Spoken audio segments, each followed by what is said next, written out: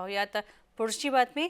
चोपड्यामध्ये सैराटची पुनरावृत्ती झालेली आहे। प्रेमविवाह केल्यानं वडिलांकडून मुलीवर गोळीबार करण्यात आलेला आहे आणि मुलीचा जीव या वडिलांनी घेतलेला आहे। मुलीचा मृत्यू झालेला आहे या गोळीबारामध्ये, तर जावई मात्र गंभीररित्या जखमी झालेला आहे। अत्यंत संतापजनक आणि तितकीच धक्कादायक अशी ही घटना जळगावमधली। जळगाव जिल्ह्यात पुन्हा एकदा माणुसकीला काळिमा फासण्याची घटना घडलेली आहे आणि चोपडा शहरामध्ये ही घटना घडलेली आहे। रात्री आंबेडकर नगरमधून ऑनर किलिंगची घटना समोर आलेली आहे आणि या घटनेमुळे सगळीकडेच आता थरकाप उडवण्याचं वातावरण निर्माण झालेलं आहे आणि किरण मांगले या व्यक्तीनं आपल्या मुलीचा प्रेमविवाहाचा राग मनात बाळगून आपल्या स्वतःच्या पोटच्या मुलीची आणि तिच्या नवऱ्याची म्हणजे स्वतःच्या जावयाची अमानुष हत्या केलेली आहे। बहिणीच्या लग्नस्थळी बेछूट गोळीबार त्यानं केला आणि या गोळीबारामध्ये अवघ्या काही क्षणांमध्ये तृप्तीचा जागीच मृत्यू झाला आणि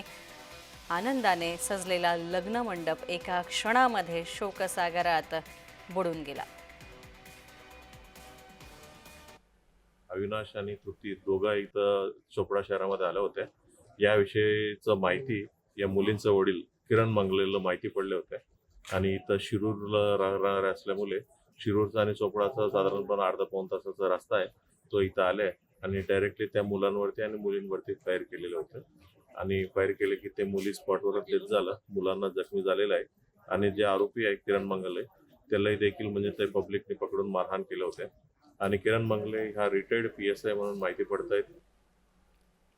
तर अत्यंत धक्कादायक अशी ही जळगावची ऑनर किलिंगची घटना आहे आणि यावर प्रकाश आंबेडकर यांनी काय प्रतिक्रिया दिलेली आहे पाहूया। ओव्हरनाईट हे काही बदलणार नाही, त्याच्यामुळे असणारं जातीच्या बाहेर जाऊन जे लग्न करतात आहेत त्यांचा केअर सरकारने केला पाहिजे आणि तिथे सुद्धा आपलं कुठलंही पॉलिसी नाही। दुर्दैवाने मी असं म्हणेन की